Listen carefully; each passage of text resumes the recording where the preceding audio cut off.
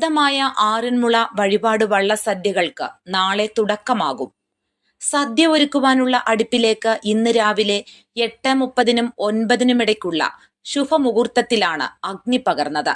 വഞ്ചിപ്പാട്ടിന്റെ അകമ്പടിയോടെയാണ് ശ്രീകോവിലിലെ കെടാവിളക്കിൽ നിന്നും പകർത്തിയ അഗ്നി വടക്കേ മാളികയിൽ കിഴക്കുവടക്കു ഭാഗത്തായി പ്രത്യേകമൊരുക്കിയ അടുപ്പിലേക്ക് ആറന്മുളയിലെ മുതിർന്ന പാചകക്കാരൻ പകർന്നത്. ഇതോടെ ഈ വർഷത്തെ വള്ളസദ്യകാലത്തിന് തുടക്കമായി. News bureau, Pathanamthitta.